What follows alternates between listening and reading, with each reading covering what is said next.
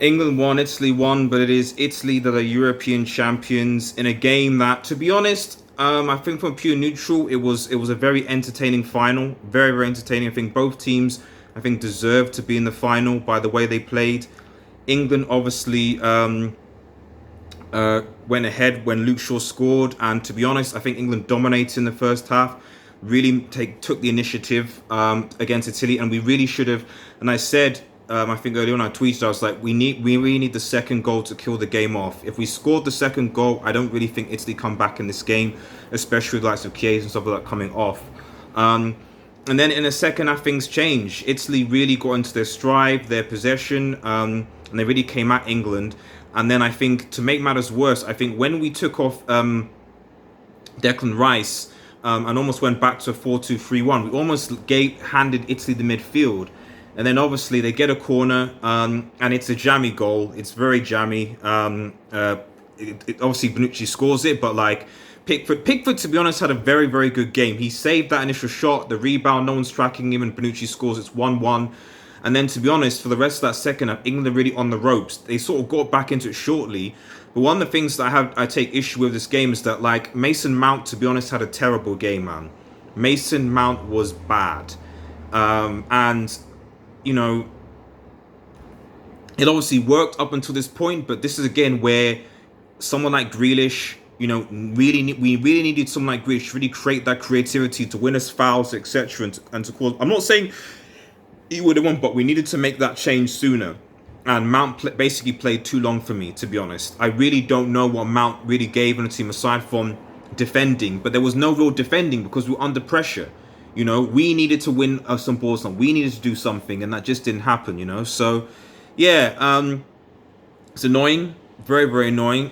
Going to second half, and I think in the extra time, I think overall was the slightly better team, especially when Grealish came on. But we really didn't cause Donnarumma any problems. And then obviously it went to penalties. And I tweeted before, I was like, bro, if this goes to penalties, then England are, you know, England are losing.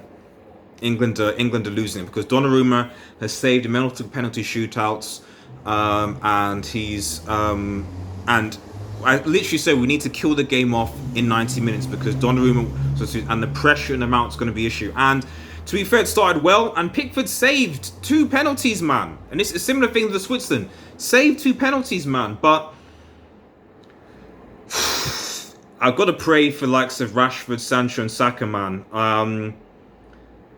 Honestly, you can make a case, was it right when they hadn't been involved in the game to bring on Rashford and Sancho to score? I mean, to be honest, Rashford I agree with, because Rashford has been good at scoring penalties, and it did hit off the post. He should have scored that. I wouldn't have given Sancho or Saka, certainly. I don't know why Saka was the 5th penalty taker. Saka, I literally don't know why. For me, that was wrong. Sancho can kind of, you know, maybe more experience, although I still would have gone for like a Henderson, maybe even a Shaw, someone more experienced. But to have those 3 players, Rashford, like I said, I could get it. Sancho, I'm not sure. Saka definitely shouldn't have taken the last penalty. Definitely shouldn't have taken the last penalty. That was wrong, in my opinion. That was wrong. And especially when you have, I think Grealish is still on the field, etc., with a bit more experience. For a 19-year-old to really be given that responsibility, I don't think was right, you know. So, yeah, not great at all. But we move. And what I would say for this English team is that this is an England team that's got obviously a lot of talent, a lot of potential, and will certainly do well going forward. The World Cup's obviously next year. We need to build on it, but we certainly need to take our chances. And Gareth Southgate did get it tactically wrong in places in this game. But to be honest, let's be real. Did anyone really have England as favourites in this for this tournament to be in a final, let alone to win it? No. So whatever you say, I still give credit to Southgate and this team, these players. They played really, really well, but unfortunately, they weren't able to get over the last hurdle. Congrats, Italia, Forza Italia. Unlucky England. These players are going to have nightmares about them, but you'll come back stronger. Go again.